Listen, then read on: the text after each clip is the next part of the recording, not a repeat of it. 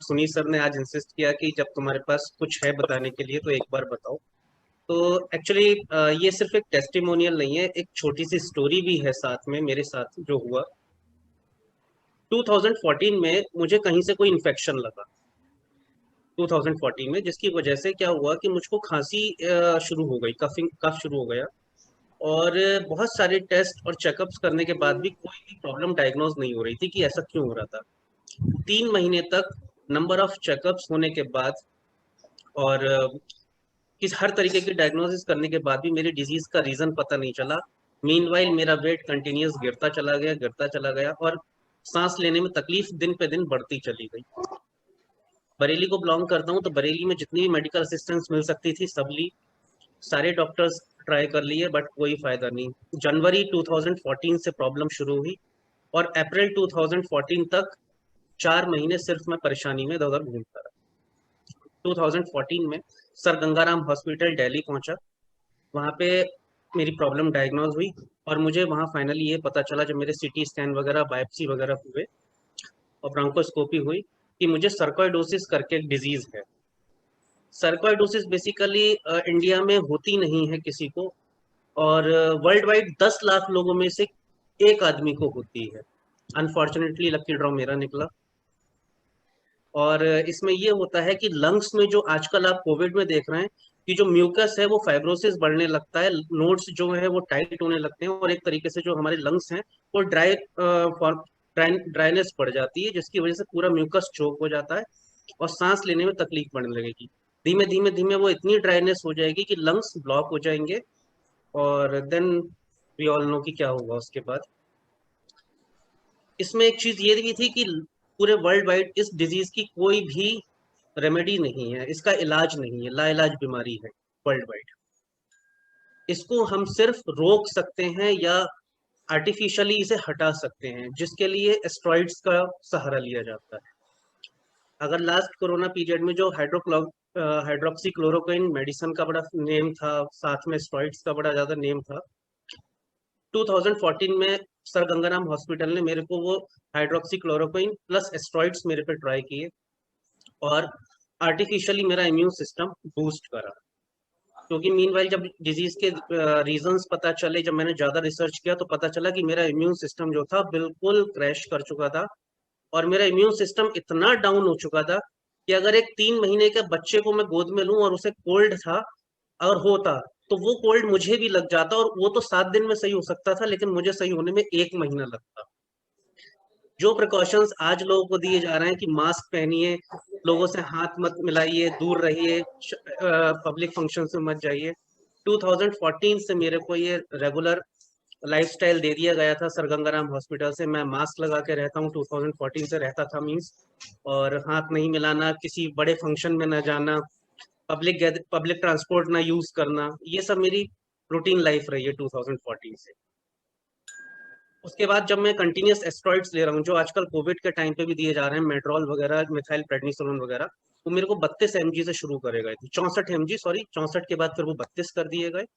32 mg के steroids, उन steroids को लाइफ लॉन्ग लेना था मुझे, जब तक मेरी लाइफ है मुझे लाइफ लॉन्ग लेने के लिए रिकमेंडेशन थी। सिर्फ डे बाई डे उनकी डोजेस कम हो सकती। आफ्टर दैट 2 साल बाद, 1 साल बाद मतलब वो डोज कम होने शुरू हो गए। और उसके बाद क्या हुआ कि उन एस्ट्रॉइड्स के साइड इफेक्ट्स आने शुरू हो गए, जो मुझे पहले दिन बता दिया गया था कि आपको साइड इफेक्ट्स आएंगे।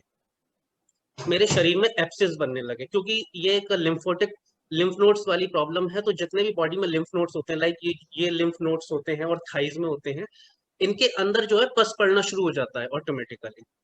जब पस पड़ेगा तो वो पस अंदर अंदर फैलना शुरू होगा समहाउ यहाँ पे, इन चीजों में।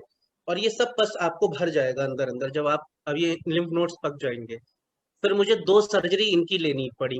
जब लिम्फ नोड्स हुए पके, अंदर अंदर पस हो गया, और मेरे को दो ऑलमोस्ट मेजर सर्जरीज ही रही हैं दोनों मेरी, वो लेनी पड़ी उस स्टेरॉइड के साइड इफेक्ट से। अब हुआ ये कि उन साइड इफेक्ट्स में होने की बाद वो सर्जरी हो तो गई, लेकिन अब वो हील ना हो, क्योंकि मेरा इम्यून सिस्टम खत्म है। अब मेरे कोई भी घाव जो है भरने को राजी नहीं। अनफॉर्चुनेटली ये एक प्रोसेस चला, थोड़ा सा लंबा हो जाएगा, मैं कट शॉर्ट करता हूँ। लेकिन 3 साल लगे ओवरऑल, 2000 से लेकर 2018 या 19 तक मैं बिल्कुल एक तरीके से कह लीजिए कि बंद हो गया घर में, और सोशली मैं बिल्कुल डिस्कनेक्ट हो गया, और मुझे लोगों से चेहरा मिलाने में, बात करने में बहुत शर्म आने लगी, ये समझ लीजिए। डिप्रेशन तो नहीं कहूंगा, लेकिन हाँ बहुत ज्यादा हिच रहने लगी, क्योंकि मेरा वेट रह गया था मात्र 51 kg। अगर मैं कभी फोटो शेयर करूँ आपसे तो आप पहचान भी नहीं पाएगा आप में से कोई भी कि ये मेरा ही फोटो है। सर्वाइवल बहुत मुश्किल से हुआ, but by the grace of God recover हो गया। बट 2014 से टिल द टाइम दिसंबर तक मेरे को एस्ट्रॉइड कंटिन्यूस रहे, और मेरे लिए हर रोज एक नया चैलेंज होता था। लाइक ऐसे मान के चलिए, जैसे मैं रात को सोया तो सुबह मैं किस तकलीफ के साथ उठूंगा मुझे नहीं पता होता, और मुझे पर डे एक नया चैलेंज मिलता था। मेरा सुबह को कभी घुटना सूजा हुआ मिलेगा, कभी मेरे एंकल्स में पेन आएगा, कभी मेरी बैकबोन में पेन आएगा, कभी मेरे को बहुत सारे दाने हो जाएंगे पीले पीले पूरी बॉडी पे। तो मेरे लिए हर रोज एक नया चैलेंज मिलता था जब मैं सुबह को उठता था, पिछले 6 साल से।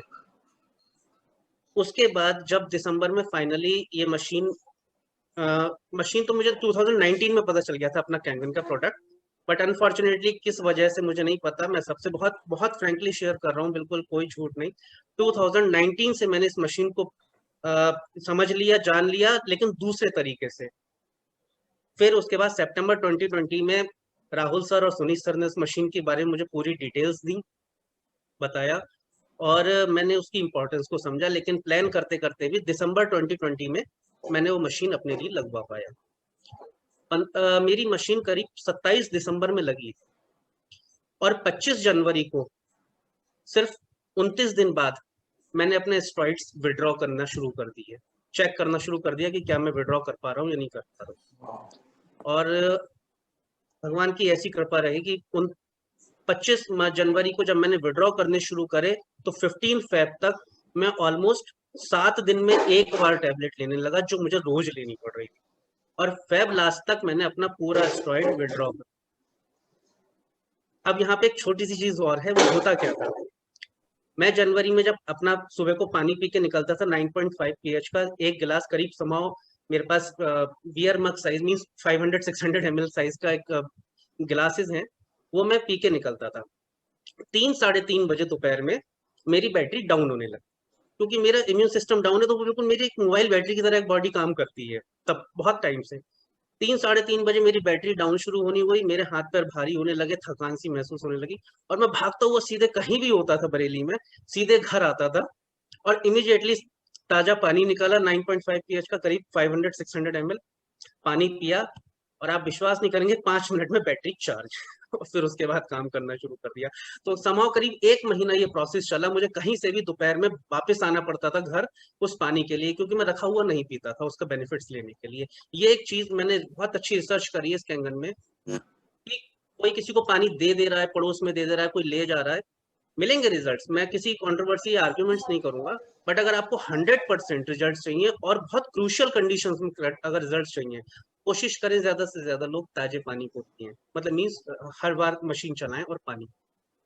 उसके बाद फेब लास्ट तक मैं अपने एस्ट्रॉइड विड्रॉ कर चुका था, मेरी बॉडी बिल्कुल फिट है। मार्च में मैं कॉन्फिडेंस फील हुआ, मैंने आरटीपी ज्वाइन की, 5 साल बाद मैं किसी पब्लिक फंक्शन को अटेंड किया।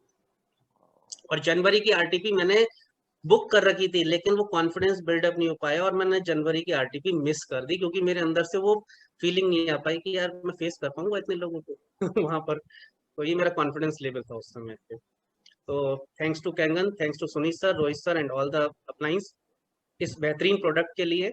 और अब लास्ट में मैं सब लोगों को बताना चाहूंगा, क्योंकि बहुत लोग नहीं जानते हैं, कि मैं बाय प्रोफेशन मेरा आरओ का बिजनेस है, और मैं पिछले 15 साल से वाटर प्यूरिफायर इंडस्ट्री से कनेक्टेड हूँ। अब आप अंदाजा लगाइए कि 15 साल से जो आदमी प्यूरिफायर इंडस्ट्री में है, और उसके साथ ही इतना कुछ हुआ। तो पानी की इम्पोर्टेंस मुझे जब समझ में शुरू से समझ में आई थी, लेकिन प्रोडक्ट बहुत लेट आया हमारे पास, लेकिन फिर भी बहुत समय से मिल गया। 5 साल भी सिर्फ मेरे खराब हुए अगर मैं कहूँगा, लेकिन अगले शायद जब तक मेरी जिंदगी ऊपर वाले ने मुझे दी है, अब मुझे विश्वास है कि मैं बहुत अच्छे से काटूंगा। और इसमें थोड़ा सा एक और इमोशनल बात बताऊंगा आपको, जो मैं अपने दिल की बात बता रहा हूँ। 2018 में मैंने एक होप खो दी थी कि शायद मेरा जीवन अब खत्म हो चुका, लेकिन जब से ये मशीन आई है, तब से मेरी होप वापस आ गई है कि नहीं बेटा, तुम्हारी भी लाइफ जिंदगी ज्यादा है, तुम भी औरों की तरह बढ़िया जिंदगी जियोगे और लंबी जिंदगी जियोगे। मैम इसमें ना एक चीज और कहूंगा प्रिया मैम, उस दिन आप एसिडिटी की जो बात कर रहे थे परसों, एसिडिटी का अगर मैं बात करूं तो एस्ट्रॉइड लेने की वजह से, जिस वजह से भी मेरे को इतनी एसिडिटी रहती थी कि मेरे 3 जो हैं ये जो करते हैं ना वो कैमरा डाल के जो ऊपर से करते हैं, भूल एंडोस्कोपी। गया, एंडोस्कोपी, हाँ। एंडोस्कोपी। तो मेरे डॉक्टर्स को ये डाउट था कि जो नीचे जो एसिड रिलीज करने वाला हमारा ऑर्गन होता है, क्या वो वापस शट डाउन लेता है नहीं लेता है, या कंटिन्यूअस रिलीज ही करे जा रहा है एसिड। इस लेवल का एसिड रहता था मेरे अंदर। पहले मेरी एसिडिटी खत्म हुई, फिर मेरे एनर्जी लेवल वापस आया, और फाइनली मार्च में सब कुछ नॉर्मल हो गया, और आज सब कुछ बेहतर है। बहुत बढ़िया sir, God bless you sir. Amazing, God bless you. God sir. bless you, Parveen. Amazing, amazing. Like ये सुन के लगता है कि God bless you, sir. हमसे भगवान कुछ ऐसा करा रहा है जिसके लिए हमें चुना गया है।